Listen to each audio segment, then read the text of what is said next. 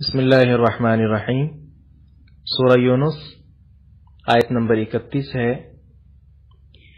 بسم اللہ الرحمن الرحیم۔ قل من یرزقکم من السماء والارض، قل کہہ دیجئے من کون ہے، یرزقکم جو تمہیں رزق دیتا ہے، اردو میں بھی استعمال ہوتا ہے رزق، من السماء آسمان سے، والارض اور زمین سے۔ آسمان سے رزق بارش ہے، زمین سے نکلنے والا رزق سارے جانتے ہیں، نباتات اور مختلف قسم کی جڑی بوٹیاں ہیں۔ امن یا کون، یملکو مالک ہے، السمع سماعت کا، کانوں کا، والابصار اور آنکھوں کا، ومن اور کون، یخرجو نکالتا ہے، الحی زندہ کو، من المیت مردے سے، ویخرج اور نکالتا ہے، المیت مردے کو، من الحی زندہ سے، ومن اور کون، یدبر تدبیر کرتا ہے، الامر تمام کاموں کی، فسیقولون تو وہ ضرور کہیں گے، اللہ اللہ تعالی ہے۔ یہاں یہ یاد رکھیں، مضارع پر جب سین یا سوف داخل ہوتا ہے، سوف یقولون یا سیقولون، اس کا ترجمہ عموماً عن قریب کیا جاتا ہے، عن قریب وہ کہیں گے، قریب ہی وہ ایسی بات کہیں گے۔ لیکن اللہ تعالیٰ جب مستقبل کی بات کرتا ہے تو وہ چونکہ اللہ تعالیٰ کا علم کامل ہے، اس کے اندر کسی بھی قسم کا شک و شبہ نہیں ہے، تو اللہ تعالیٰ کی بات حتمی ہوتی ہے۔ اس لیے ہم یہاں ترجمہ کیا کریں گے، فَسَيَقُولُونَ تو وہ ضرور کہیں گے۔ بعض مترجمین نے ترجمہ عن قریب کیا ہے، لیکن یہ صحیح نہیں ہے، کیونکہ یہ سین تاکید کے لیے ہے۔ قرآن مجید میں اور اسی طرح کلام عرب میں اس کی بہت سی مثالیں موجود ہیں، تو اس کا ترجمہ کیا کریں گے، فَسَيَقُولُونَ، فا کا ترجمہ پس، سین کا مطلب ضرور، تو ضرور وہ کہیں گے، اللہ اللہ تعالی ہے، یعنی سارے کام کرنے والا اللہ تعالی ہے۔ فقل پس کہیے، افلا کیا پھر نہیں، تتقون تم سب ڈرتے، فذالکم پس یہی ہے، اللہ اللہ تعالی، ربکم تمہارا رب، الحق سچا حقیقی، فماذا پھر کیا ہے، بعد الحق حق کے بعد، الا الضلال سوائے گمراہی کے، فانا تصرفون پس تم کہاں پھیرے جا رہے ہو، اردو میں استعمال ہوتا ہے صرف نظر۔ اس آیت مبارکہ میں، دونوں آیات میں اللہ تعالیٰ نے مشرکین کے جو مشکل کشا ہے ان کی حقیقت کو پہلے بیان کیا، اور اسی طرح ان کے جو عقائد ہیں ان کو اللہ تعالیٰ نے پہلے بیان کیا پچھلی آیات میں، اور یہاں باری تعالیٰ اپنی ربوبیت عامہ کا ذکر کر رہے ہیں،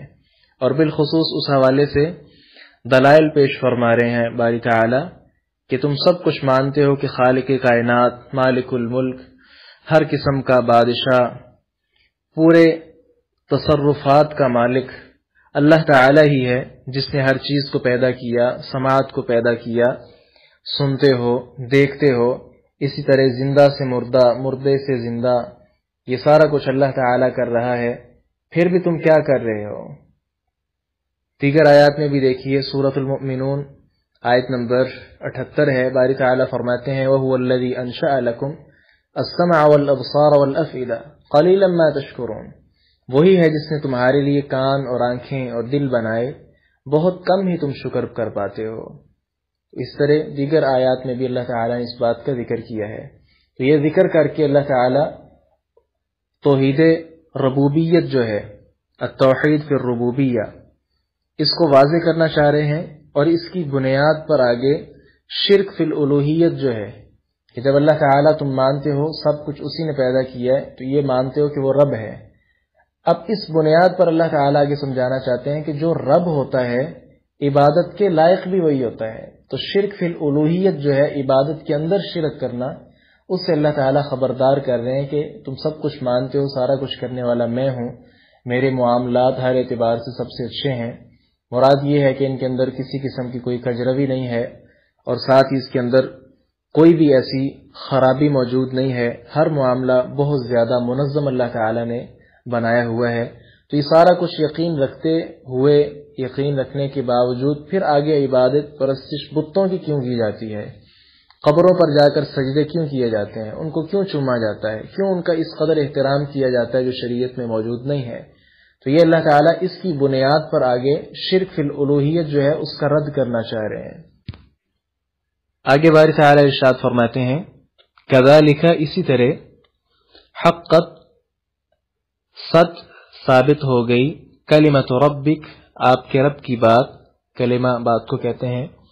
علی الذین، ان لوگوں پر، فسقوا، جنہوں نے فسق کیا، نافرمانی کی، کیا ثابت ہوا؟ انہم، کہ وہ، لا یؤمنون، ایمان نہیں لانے والے۔ یعنی جس طرح اللہ تعالیٰ نے ذکر کیا کہ مشرکین تمام تر اعتراف کرتے ہیں، اس کے باوجود اپنے شرک پر قائم ہیں، اسے چھوڑنے کے لیے تیار ہی نہیں ہے، اسی طرح تیرے رب کی یہ بات بھی ثابت ہو گئی ہے کہ یہ لوگ ایمان نہیں لائیں گے۔ مراد یہ ہے کہ اللہ تعالیٰ کا رب ہونا ثابت ہو گیا، کہ جس طرح یہ ثابت ہوا کہ حق کے بعد گمراہی کے سوا کچھ نہیں ہے،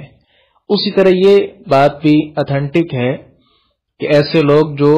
فاسق ہیں، بہت زیادہ گناہگار ہیں، بغض ہیں، سرکشی اختیار کرنے والے ہیں، ایسے لوگ ایمان نہیں لا سکتے۔ صحیح بخاری حدیث نمبر 6596 سامنے رکھیے، جناب عمران بن حسین رضی اللہ عنہ بیان فرماتے ہیں، ایک شخص نے عرض کی، اللہ کے رسول، کیا جنت کے لوگ جہنمیوں سے پہچانے جائیں گے؟ آپ صلی اللہ علیہ وسلم نے فرمایا، جی ہاں۔ اس نے کہا، پھر عمل کرنے والے عمل کیوں کرتے ہیں؟ آپ نے فرمایا، ہر شخص اس کے واسطے عمل کرتا ہے جس لیے وہ پیدا کیا گیا ہے، یا جس کے لیے اسے سہولت دی گئی ہے۔ یہ صحیح بخاری کے اندر حدیث موجود ہے۔ لیکن جو لوگ ان کی ہٹ درمی بالکل واضح ہو چکی ہو، ان کے متعلق اللہ تعالیٰ نے یہ ذکر فرمایا ہے کہ ایسے لوگ ایمان ہی نہیں لائیں گے۔ آگے باری تعالیٰ ارشاد فرماتے ہیں، قل، کہہ دیجئے، ہل، کیا، من شرکائکم، تمہارے شرکاء میں سے، تمہارے شریک میں سے، یہ شرک، مشرک اردو میں استعمال ہوتا ہے، من، جو، یبدأ، پہلی بار پیدا کرتا ہے، الخلق، مخلوق کو، ثم، پھر، یعیدہ، وہ اسے دوبارہ بناتا ہے۔ قل، کہہ دیجئے، اللہ، اللہ ہی ہے، یبدأ، پہلی بار پیدا کرتا ہے، الخلق، مخلوق کو، ثم، پھر، یعیدہ، وہ اسے دوبارہ پیدا کرے گا۔ کہتے ہیں نا، آپ کی بات میں نے سنی نہیں، ذرا اعادہ کیجئے، تو اعادہ اردو میں استعمال ہوتا ہے، یعنی دوبارہ پیدا کرے گا۔ فَأَنَّا، تو کہاں، تُؤْفَكُونَ، تم سب بہکائے جا رہے ہو۔ تُؤْفَكُونَ کا مطلب ہے الٹی راہ پر چلائے جا رہے ہو۔ افکن جو ہے عربی میں، اس کا مطلب ہوتا ہے کسی کو کسی چیز سے ہٹا دینا، جدا کر دینا۔ اسی لیے جھوٹ اور بہتان کو بھی افکن کہتے ہیں، کیونکہ اس میں بھی سننے والے کو اصل بات سے پھیر دیا جاتا ہے، معلوم ہوا یہ لوگ الٹی راہ پر چل رہے ہیں۔ تو یہ بات پہلے بھی سورہ یونس کے آغاز میں آپ سماعت فرما چکے ہیں کہ اللہ تعالیٰ پہلی مرتبہ اس نے مخلوق کو پیدا کیا ہے، اور دوسری مرتبہ پیدا کرنا وَهُوَ أَهْوَنُ عَلَيْهِ، اللہ تعالیٰ پر بہت زیادہ آسان ہے دوسری مرتبہ پیدا کرنا۔ سورۃ النمل آیت نمبر 64 میں باری تعالیٰ ارشاد فرماتے ہیں، أَمَّن يَبْدَأُ الْخَلْقَ ثُمَّ يُعِيدُهُ وَمَن يَرْزُقُكُم مِّنَ السَّمَاءِ وَالْأَرْضِ أَإِلَٰهٌ مَّعَ اللَّهِ قُلْ هَاتُوا بُرْهَانَكُمْ إِن كُنتُمْ صَادِقِينَ، یا وہ جو پیدائش کی ابتدا کرتا ہے پھر اسے دہراتا ہے، یعنی دوبارہ پیدا کرتا ہے، اور جو تمہیں آسمانوں اور زمین سے رزق دیتا ہے، أَإِلَٰهٌ مَّعَ اللَّهِ، کیا اللہ کے سوا اور کوئی معبود ہے؟ قُلْ هَاتُوا بُرْهَانَكُمْ إِن كُنتُمْ صَادِقِينَ، اے پیغمبر انہیں کہہ دیجئے کہ اگر تم سچے ہو تو دلیل پیش کرو۔ اور حدیث بھی آپ نے صحیح بخاری کی سماعت فرمائی، جناب ابو ہریرہ رضی اللہ عنہ والی، کہ آپ صلی اللہ علیہ وسلم نے فرمایا، اللہ تعالیٰ کہتا ہے کہ ابن آدم نے مجھے گالی دی ہے اور اس نے مجھے جھٹلایا ہے۔ اس کا جھٹلانا کیا ہے کہ یہ کہتا ہے اللہ تعالیٰ نے مجھے زندہ کیا، پیدا کیا، دوسری مرتبہ مجھے زندہ نہیں کر سکتا۔ اللہ تعالیٰ کہتا ہے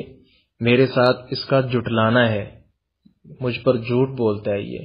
یہ پہلے بھی آپ بات سماعت فرما چکے ہیں کہ اللہ تعالیٰ پہلی مرتبہ اس نے پیدا ہمیں کیا ہے، دوبارہ لوٹانا اس پر بہت زیادہ آسان ہے۔ آگے باری تعالیٰ ارشاد فرماتے ہیں، قل کہہ دیجئے، ہل کیا من شرکائکم تمہارے شریکوں میں سے، من جو یہدی ہدایت دیتا ہو الی الحق حق کی طرف، قل آپ کہہ دیجئے اللہ اللہ ہی یہدی ہدایت دیتا ہے للحق حق کی، افمن تو کیا یہدی ہدایت دیتا ہو الی الحق حق کی طرف، احق زیادہ حق رکھتا ہے ان یتبع کہ اس کی پیروی کی جائے، امن یا جو لا یہدی ہدایت نہیں دیتا الا مگر ان یہدا کہ وہ ہدایت دیا جائے، فما لکم تو تمہیں کیا ہو گیا ہے، کیف تحکمون تم سب کیسے فیصلے کر رہے ہو۔ یہاں ان مشرکین کے خلاف ایک حجت قائم کی جا رہی ہے کہ اے نبی ذرا ان سے پوچھیے کہ تمہارے شرکاء میں کوئی ہے جو بھٹکے ہوئے انسانوں کی رہنمائی کرتا ہو، بلکہ یہ تو ایسے بت ہیں ایک جگہ سے دوسری جگہ منتقل کرنے کے بھی یہ محتاج ہیں، انسانوں کی یہ رہنمائی کیسے کر سکتے ہیں۔ یہاں ایک بڑی اہم بات یاد رکھیے، قرآن مجید کی اس آیت میں کیا ہے، من یہدی الی الحق، حق کی طرف رہنمائی کرنا۔ اس آیت سے یہ معلوم ہوتا ہے کہ انسان کی ضروریات دو طرح کی ہیں۔ پہلی ضرورت کیا ہے کہ اس کا معبود ایسا ہونا چاہیے جو اس کا ملجا و ماوا ہو، دعاؤں کو سننے والا ہو اور سن کر انہیں قبول کرنے والا ہو، تمام قسم کی حاجات کو پورا کرنے والا، مشکلات کو دور کرنے والا ہو۔ اور دوسری اہم ضرورت کیا ہوتی ہے کہ ایسا وہ رہنما ہونا چاہیے جو زندگی میں رہنے کے جو اصول ہیں وہ سکھانے والا ہو۔ یہ بدیہی بات ہے کہ اللہ تبارک و تعالیٰ کے علاوہ اور کسی آدمی، کسی شخص، کسی بت کے اندر یہ دو صفات جمع نہیں ہو سکتی، ایک صفت پیدا ہونا بھی محال ہے۔ اس لیے ہدایت، رہنمائی اللہ تعالیٰ کے ہاتھ میں ہے۔ جناب ابراہیم علیہ السلام کا قول بھی ہے، سورۃ الشعراء آیت نمبر 78 ہے، الذی خلقنی فہو یہدین، وہ جس نے مجھے پیدا کیا پھر وہ مجھے راستہ دکھاتا ہے، یعنی رہنمائی بھی وہی کرتا ہے۔ اور جناب موسیٰ علیہ السلام کا قول سورۃ طٰہٰ آیت نمبر 50 میں آپ دیکھیں،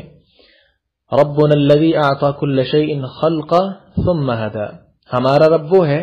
جس نے ہر چیز کو اس کی شکل و صورت بخشی پھر اسے راستہ دکھایا۔ معلوم ہوا یہ دو ضروریات ہیں۔ اور اسی طرح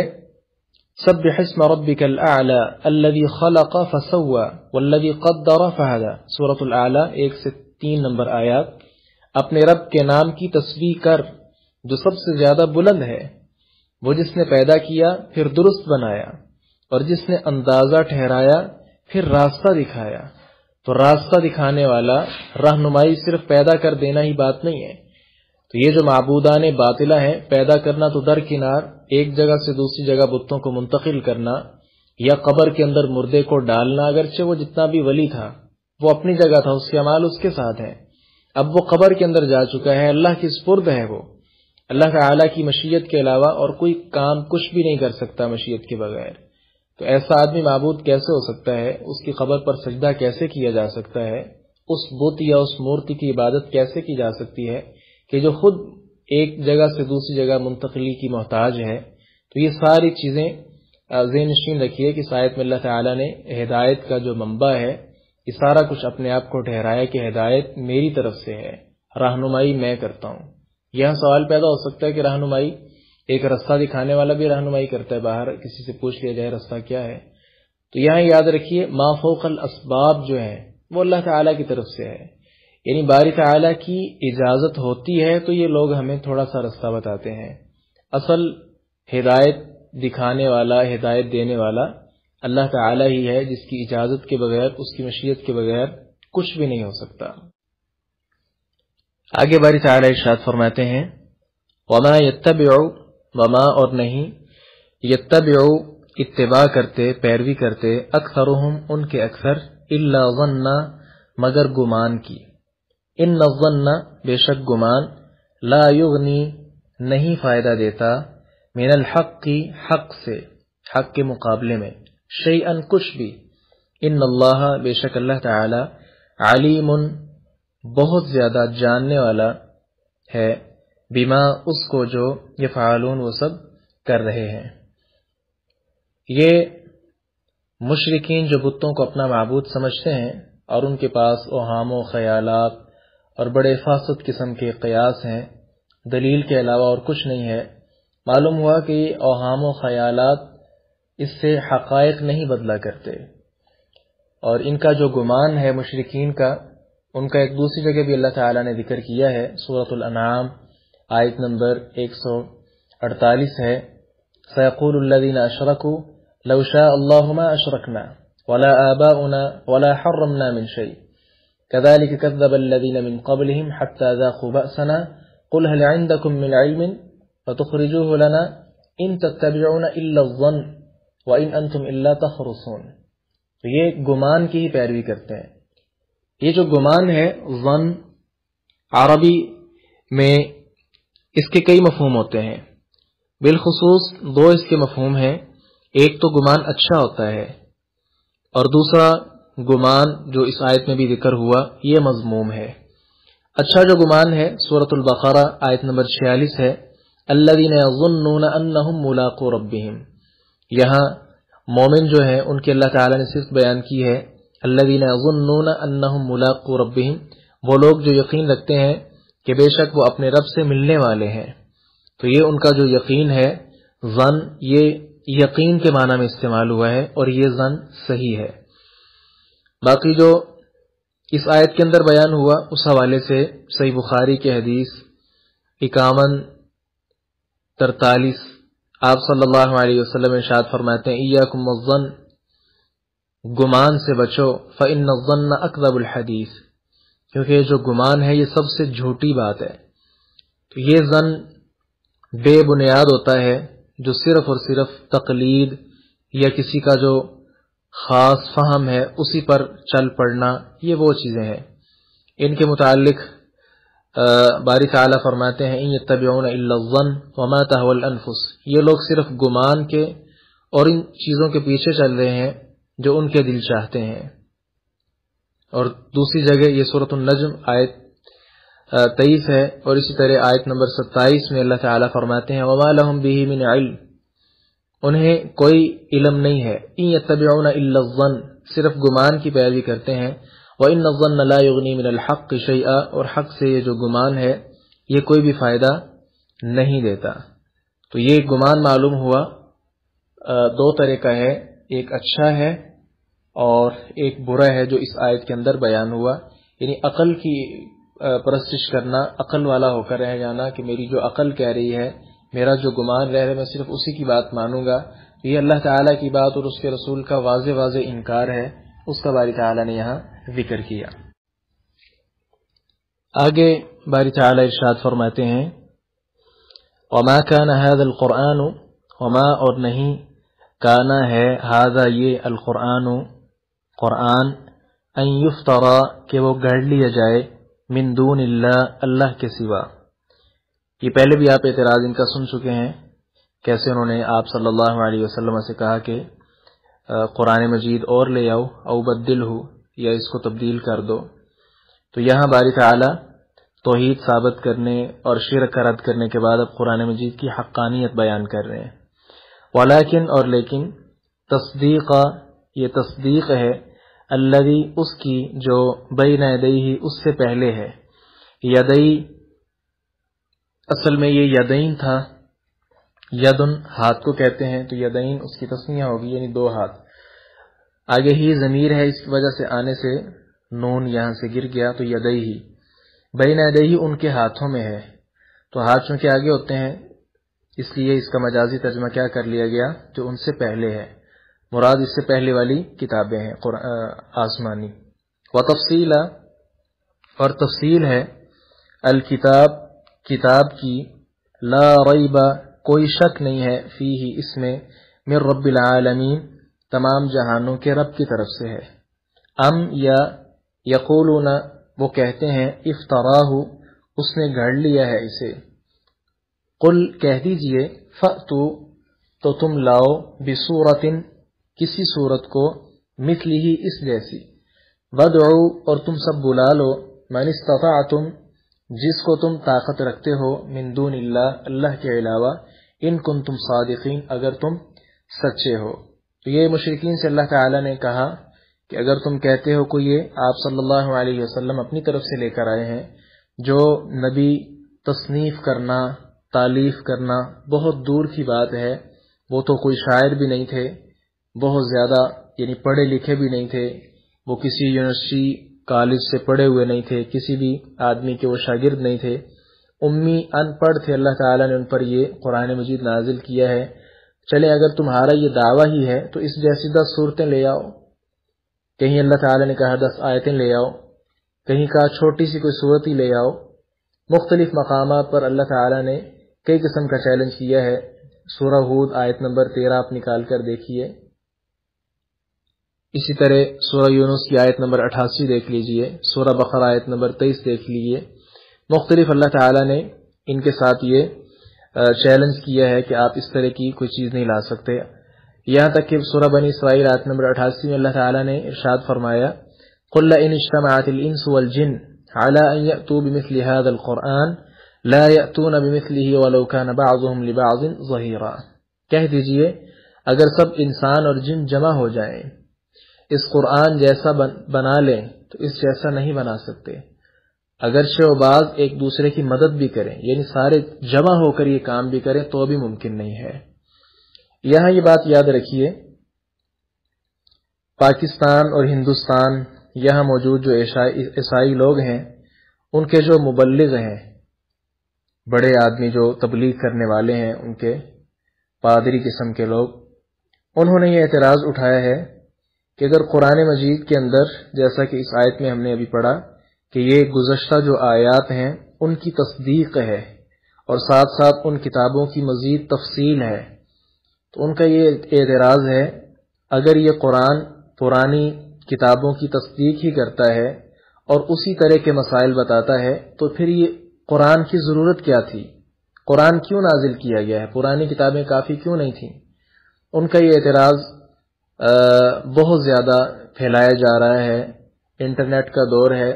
مختلف جو میڈیا ہے اس پر یہ اعتراضات چل رہا ہے. اس کا یاد رکھیے الزامی جواب تو یہ ہے کہ ایسے تو تم عیسائی ہو، انجیل کی بھی ضرورت نہیں تھی کیونکہ اس سے پہلے تورات موجود تھی اور انجیل کے جو سارے کے سارے مسائل ہیں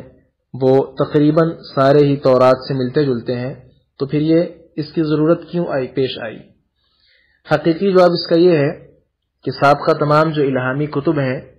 کسی ایک کتاب کا جو متن ہے وہ اپنی حالت میں محفوظ نہیں ہے. تورات ہے اس کے متعلق بھی یہی ہے، فوری طور پہ وہ لکھی نہیں گئی، نازل تو ہوئی ہے، آگے پھر اختلاف ہو گیا. اسی طرح انجیل ہے جو عیسیٰ علیہ السلام پر نازل ہوئی لیکن ان کی موجودگی کے اندر اسے لکھا نہیں گیا. اس کے راوی ہی 4 ہیں اور انہوں نے بھی اس کو قلم بند نہیں کیا، یعنی جو اس کو روایت کرنے والے ہیں انجیل کو وہ 4 لوگ ہیں. وہ پھر 4 جو لوگ ہیں انہوں نے اپنے ہاتھ سے اس کتاب کو تحریر نہیں کیا بلکہ جو ان کے آگے شاگرد ہیں انہوں نے اس کو لکھا ہے. تو یہ بہت زیادہ اس کے اندر تبدیلیاں ہوئی ہیں، اس لیے اللہ تعالی نے چاہا کہ قرآن مجید ایسی کتاب ہو جو بالکل ہر اعتبار سے محفوظ ہو. یہاں یہ یاد رکھیے کئی اس وقت آپ سوشل میڈیا پر دیکھتے ہیں یا مختلف جو ہے جرائد اخبارات میں آپ پڑھتے ہیں، کوئی نہ کوئی نبوت کا دعویٰ کر دیتا ہے. یہ بھی چند دن پہلے بھی کسی نے عیسیٰ ہونے کا دعویٰ کیا، نعوذ باللہ من ذالک. یہ نبی صلی اللہ علیہ وسلم کے دور سے اب تک سلسلہ جاری ہے. اگر آپ انٹرنیٹ پر یہ لکھیں مدعیان نبوت تو آپ کو بہت لمبی فہرست مل جائے گی جن لوگوں نے آج تک جو ہے دعویٰ کیا ہے. لیکن یہاں یہ بات یاد رکھیے قرآن مجید کے بعد اور کوئی الہامی کتاب وہ بھی پیش کی جا چکی ہیں لیکن نہیں ہو سکتی. اپنی طرف سے لوگوں نے بنا کر پیش کی ہیں، مختلف قسم کی ویڈیوز آپ دیکھتے ہیں، وہاں قرآن مجید کی تلاوت کی جا رہی ہے اور قرآن کے علاوہ کوئی اور صورت بنائی ہوئی ہے، یعنی اپنی طرف سے بنا کر اس میں یاد رکھیے فصاحت، بلاغت، شیرینی اور یہ ساری چیزیں درکنار ہیں، یعنی قرآن کے اندر جو فصاحت ہے، بلاغت ہے، اسی طرح رعنائی، زیبائی، جامع اختصار، اسی طرح حلاوت، شیرینی، معانی و مطالب بڑے زبردست، یہ فصاحت و بلاغت تو درکنار ہے، اس کے اندر لغوی اعتبار سے گرامر کی بڑی غلطیاں موجود ہیں، یعنی بنانے کی کوشش تو کئیوں نے کی ہے لیکن اس کے اندر بے حد غلطیاں ہیں، وہ بالکل یعنی لوگ بھی اس کو پاس نہیں کر سکتے۔ تو یہاں یاد رکھیے قرآن مجید کے بعد الہامی کتاب کی ضرورت کیوں نہیں ہے، اس لیے کہ اس کی حفاظت کا ذمہ اللہ تعالیٰ نے خود لیا ہے، اور تمام قسم کے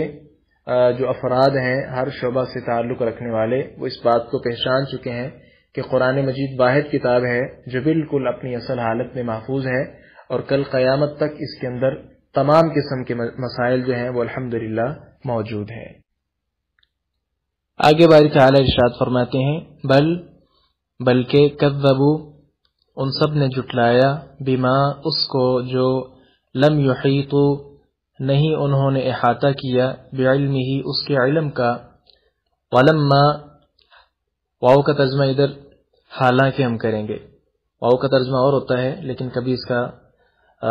معنی دے کر اس کا ترجمہ جب کہ یا اسی طرح حالانکہ بھی کیا جاتا ہے، اور بسا اوقات اس کا ترجمہ قسمیہ بھی واو ہوتی ہے، وہاں اس کا ترجمہ قسم کیا جاتا ہے۔ تو حالانکہ، لما، ابھی تک نہیں، یاتہم، آئی ان کے پاس، تأویلہ، اس کی اصل حقیقت، کذالک، اسی طرح، کذب، تکذیب کی، جھٹلایا، الذین، ان لوگوں نے، من قبلہم، جو ان سے پہلے تھے، فانظر، چنانچہ آپ دیکھیے، کیفا، کیسا ہے، کانا، ہوا، عاقبت الظالمین، ظالم لوگوں کا انجام۔ یہ عاقبت، عقوبت اردو کے اندر استعمال ہوتا ہے۔ آگے ہے ومنہم، اور ان میں سے، من، جو، یؤمن، ایمان لاتا ہے، بھی، اس کے ساتھ، ومنہم، اور ان میں سے بعض وہ ہیں، من لا یؤمن، جو ایمان نہیں لاتے، بھی، اس کے ساتھ،